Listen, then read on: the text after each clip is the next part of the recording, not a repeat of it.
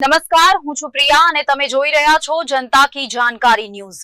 નજર કરીએ આજના સમાચાર ઉપર। લખતર ખાતે સંવત્સરી પર્વની ઉજવણી કરાઈ।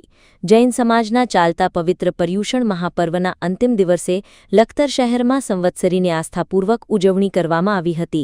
પર્યુષણના 8 દિવસની આરાધનાની સમાપ્તિ સંવત્સરી પ્રતિક્રમણ કરીને થાય છે, જેમાં બુધવારે દેરાવાસી અને સ્થાનકવાસી જૈનોની સંવત્સરી પ્રસંગે મહાપ્રતિક્રમણ કરી જૈનો જગતના 84 લાખ જીવોની ક્ષમા યાચના કરવા માટે ખમ્મત ખામણા કર્યા હતા। જૈન સમાજના પર્વાધિરાજ પર્યુષણના અંતિમ પડાવ તરીકે આજે સૌથી મોટું પ્રતિક્રમણ હતું। પ્રતિક્રમણ બાદ જૈન સમાજના શ્રાવક શ્રાવિકાઓ, સંબંધીઓ, કુટુંબીજનો તથા મિત્રોએ એકબીજાને મિચ્છામી દુક્કડમ કહીને ક્ષમા માંગી હતી। કહેવામાં આવે છે કે જે વીર હોય એમને જ ક્ષમા આપવાનો અધિકાર છે। કાયરની ક્ષમા એ ક્ષમા નથી પણ નિર્બળતાની નિશાની ગણવામાં આવે છે। જ્યાં સુધી ભૂલો સંભવ છે ત્યાં સુધી ભૂલોના પ્રાયશ્ચિત રૂપ પ્રતિક્રમણની આવશ્યકતા છે, અર્થાત પાપ દોષોથી મલિન થયેલા જીવની શુદ્ધિ માટે મહાજ્ઞાનીઓએ પ્રતિક્રમણ અનુષ્ઠાન બનાવ્યું છે।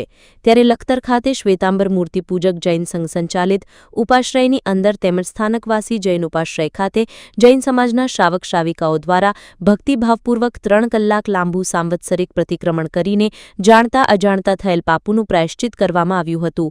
સંવત્સરીની ઉજવણી સાથે પર્યુષણ પર્વનું સમાપન થયું હતું, જ્યારે આવતીકાલે પર્યુષણ પર્વ દરમિયાન એક ઉપવાસ, છઠ, અઠ્ઠમ, અઠ્ઠાઈ, નવવાઈ, 16 ભથ્થુ માસક્ષમણ સુધીની તાપશ્ચર્ય કર્યા બાદ જૈન દેરાસર અને ઉપાશ્રયની અંદર પારણાના કાર્યક્રમો પણ યોજાશે। રિપોર્ટ જયેન્દ્રસિંહ ઝાલા।